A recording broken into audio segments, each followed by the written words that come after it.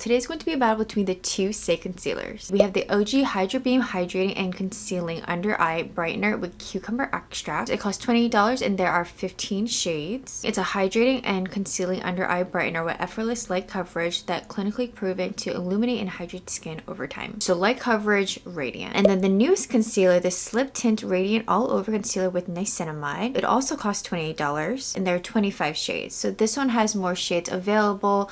I have shade 8. Which is a light medium with warm undertones. So we're going to start off with this one. Now I've been testing this out for almost 2 weeks now and I definitely like it more than the OG one. I think I've only worn it under the eyes. There are some concealers that can do both. There are others that can only do one or the other. Some of them you can't use in both areas of the face. This one is a lightweight non-comedogenic concealer with natural radiant medium coverage clinically proven to wear 12 hours smooth and hydrate skin. So this is medium coverage, natural finish. So I will say off the bat, way more coverage. And today's going to be an 8-hour wear test. Now this is a little too light for what I could use on the rest of my face, like any breakouts or hyperpigmentation, but maybe I'll make it work out and just add some more bronzer today. As you can see, it definitely brightens the eyes. You need so little, like look how much that covered. I can take some of this and use it on my cheeks and whatever I've left over.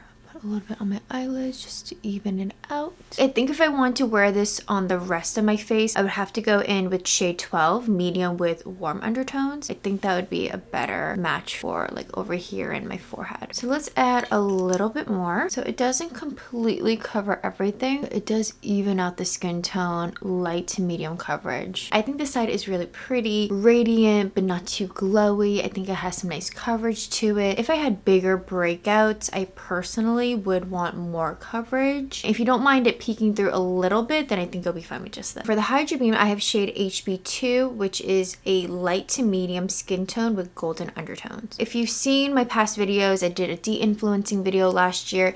This was up there and you can already tell it's so runny. I don't like the way it sits on my skin. I'm going to use the other side of the sponge. And this is light coverage. And I don't think it has enough warmth in my opinion, like compared to this concealer. I think it could be a little bit warmer. It's almost like water-like, but the main reason why I don't like this one is that it doesn't set, and even if you put setting powder over it, it doesn't look that great. It's just moving. You guys will see this in the wear test. We're gonna do the same thing and put this on the rest of my face. I don't think I've ever even used this on breakouts or redness. I don't expect this to look better on the rest of my face. A little bit of redness on the nose. Best way I can explain it is like it's oily. So you may like this if you have really nice even skin already. If you don't need to set it, that's a big one. And you could just go and leave it on its own. You may like this a bit more, but someone like myself where I deal with breakouts, redness and hyperpigmentation is just, it's not enough. Like you can still see that redness peeking through on my nose. I'll add another layer just to show you that it really doesn't layer up very well. I think what I'll do for the one on my nose is I'm gonna let it set a little, even though it really doesn't set. Apply a little more. Okay, so you can see some of the darkness peeking through under my eyes.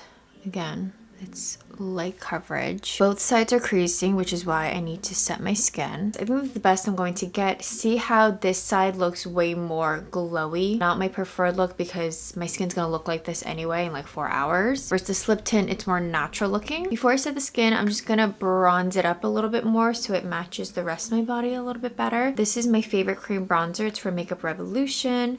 It's just their cream bronzer. To set the skin, I'm going to use one of my favorite Saie products. It's the Air Set Radiant Loose Setting Powder. I like how this isn't too radiant and you don't see any sparkles. I find it to look really pretty and natural looking. Now, I don't think I've ever paired this with the OG concealer, so let's see. It looks okay. But again, you're seeing that darkness peeking through. Like it looks fine at first. It's when we see in a few hours where it's like, doesn't look that great. Today's going to be a really minimal makeup look. Lately, when I'm not filming, I just do a concealer, set the skin, a little bit of bronzer, some blush, fill in the brows, either a lip oil, lip gloss, nothing on the eyes, like bare, no mascara. For blush, we're just keeping it simple. This is the Essence Pure Nude Baked Blush in Pretty Peach. These blushes are very forgivable and you can really pack them on, and that's because they're not super pigmented, keeping it very peach and pinky in this kind of